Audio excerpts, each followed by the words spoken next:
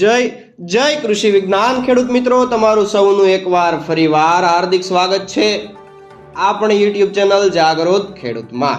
આજે આપણે માહિતી મેળવવાના છીએ ખેડૂત માટેની ટ્રેક્ટર સહાય યોજના વિશે। આજના વિડીયોમાં આપણે માહિતી મેળવીશું કે ટ્રેક્ટર સહાય યોજનામાં કેટલી સહાય મળવાની છે, તે માટેની પાત્રતા શું છે, ટ્રેક્ટર સહાય યોજનાનો હેતુ શું છે, ટ્રેક્ટર સહાય યોજનાનો લાભ કયા કયા ખેડૂતોને કોણ કોણ વ્યક્તિઓ લઈ શકે છે, આ માટેના પુરાવા કયા કયા જોઈએ અને સબસિડીમાં અરજી કેવી રીતે કરી શકાય।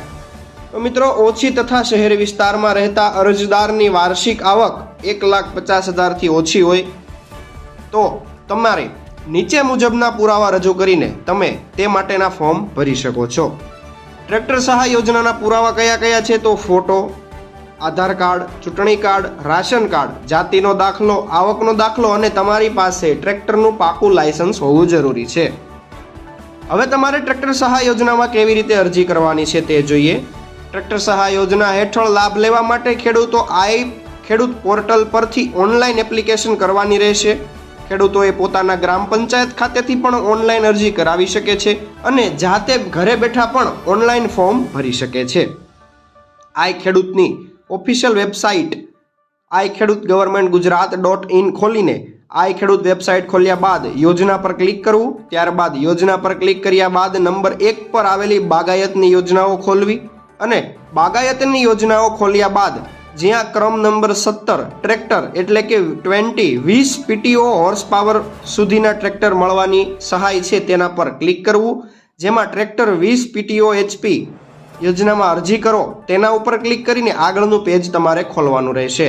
જો તમે રજિસ્ટર અરજદાર ખેડૂત છો તો તમે જાતે જ રજિસ્ટ્રેશન કરેલું હોય તો તમે આગળનું પગલું ભરી શકો છો અને જો તમે રજિસ્ટ્રેશન નથી કર્યું તો નવેસરથી તમારે રજિસ્ટ્રેશન કરવાનું રહેશે।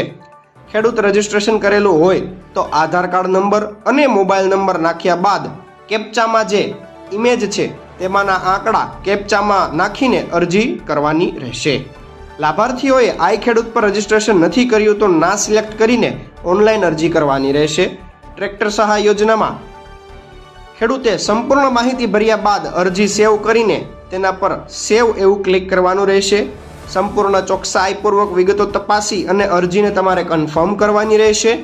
એકવાર અરજી કન્ફર્મ થયા બાદ એપ્લિકેશન નંબરમાં કોઈ પણ પ્રકારનો સુધારો વધારો થઈ શકશે નહીં। આટલું ફોર્મ ભરીને ખેડૂત મિત્રો પોતાના ફોર્મની ઓફલાઈન પ્રિન્ટ મેળવી શકે છે। આજના વિડીયોમાં બસ આટલું જ મિત્રો। તમને જો વિડીયો ગમ્યો હોય તો લાઈક કરજો અને તમારા જો કોઈ પણ પ્રકારના પ્રશ્નો હોય, સમસ્યા હોય તો અમને કમેન્ટમાં જરૂરથી જણાવજો। તમારા આસપાસના ગામના ખેડૂત મિત્રોને આ વિડીયો શેર કરજો। આવજો મિત્રો, ફરીવાર મળીશું નવા વિડીયોમાં। જય કૃષિ વિજ્ઞાન, જય વિજ્ઞાન।